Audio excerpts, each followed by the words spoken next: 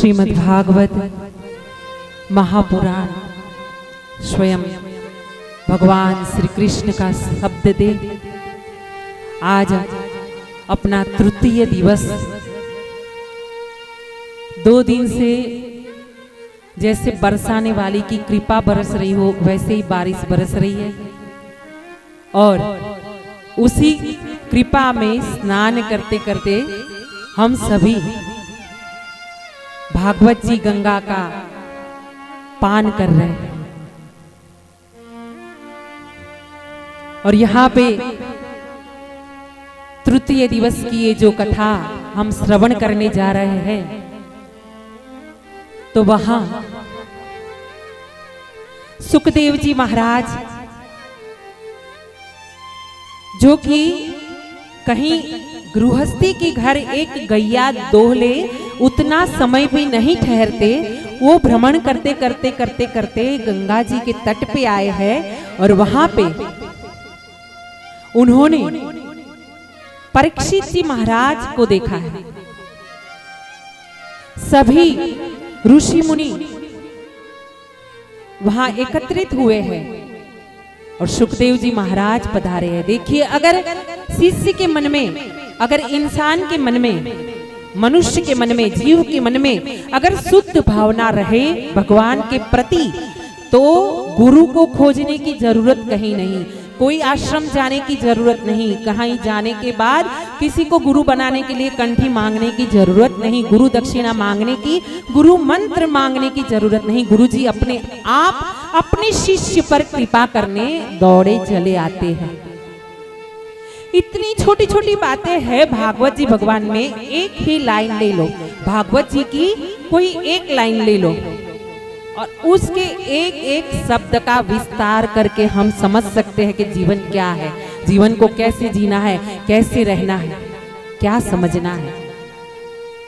सुखदेव जी महाराज जो स्वयं विरक्त है, जो भगवान कृष्ण के अवतार है, बिना बुलाए दौड़े चले आए हैं। उनका सुंदर रूप है जैसे स्वयं कृष्ण भगवान हो। उनके पीछे बच्चे नाच गान करते हुए उनके पीछे पीछे चले आ रहे हैं, बच्चों की मंडली। और भगवान सुखदेव जी महाराज जैसे 16 साल के तरुण हो, ऐसे ही परीक्षित जी महाराज के पास आकर के आए हैं। सभी ऋषियों ने भगवान सुखदेव जी महाराज को आसन दिया है और उन्होंने आसन ग्रहण कर दिया है। अब जब जीव की इच्छा होती है कि मुझे मुक्ति चाहिए और परम मुक्ति चाहिए, भगवान का धाम चाहिए, भगवान के चरणों की सेवा चाहिए, तब उसे कौन दूर कर सकता है? स्वयं भगवान भी उसे दूर नहीं रख सकते। हाँ, क्योंकि भक्त तो भगवान का हृदय है। इसीलिए कहा है ना, भगत के बस में है भगवान, भगत बिना ये कुछ भी नहीं है, भगत है उसके प्राण, भगत के बस में है भगवान। भगवान किसी और के मंत्र जाप या योग यज्ञ ये सबसे प्राप्त होते हैं, लेकिन जितना सरल हृदय रहे इंसान का उतना जल्दी प्राप्त होते हैं भगवान। कहा है कि कबीरा जब तुम पैदा हुए जग हंसे तुम रोए, ऐसी करनी कर चलो तुम हंसो जग रोए। हाँ, जब आए थे छोटे बच्चे बनकर तो रो रहे थे। हाँ, भगवान को वचन दिया था गर्भ में कि हमें जन्म दो, हम जाकर के बताएंगे कि हाँ प्रभु है, जो शक्ति है पूरे ब्रह्मांड को चला रही है, हम सबको उसी ने बनाया है, तुम्हारी महिमा का गान करेंगे। लेकिन जैसे ही माया का हाथ स्पर्श होता है ना तो बच्चा बोलता है मैं यहाँ तुम वहाँ, तुम्हारा मेरा क्या लेन देन, वहाँ वहाँ वहाँ। बच्चा रोना शुरू करता है ना। जैसे ही नर्स का हाथ लगता है ना, माया चकल जाती है, फिर भूल जाता है, फिर खाया पिया सोया, अधिक से अधिक अपना जीवन कहाँ जाता है? खाने में, सोने में। अधिक समय अपना जीवन का गिनती करे तो कहाँ जाए?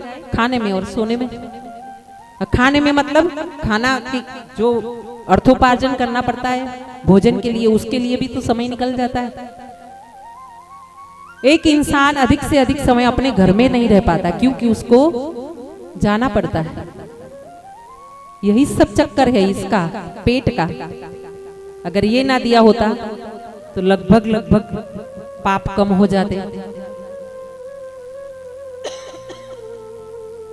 तो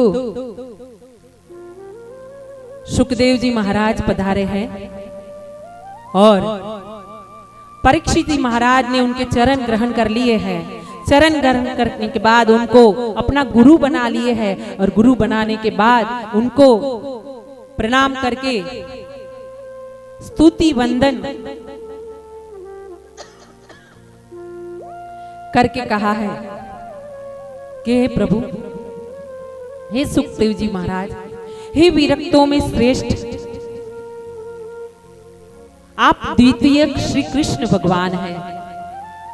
आपके अलावा प्रभु का लीला का रहस्य हमें कौन समझा सकता है? हमें ज्ञान दीजिए कि मरणोत्तर व्यक्ति को मरण सैया पे जो पड़ा है, वो व्यक्ति को, वो जीव को, वो प्राणी को क्या उपाय करना चाहिए, क्या साधन करना चाहिए कि जिससे उसकी मुक्ति हो। उसका जीव मुक्ति तो हम बाजू पे रखते हैं, हम और आप मुक्ति के हकदार हमें नहीं लगता 100 जन्म तक हो सकते हैं। हम साइड पे रख देते हैं, लेकिन आराम से अपने प्राण निकल जाए बस।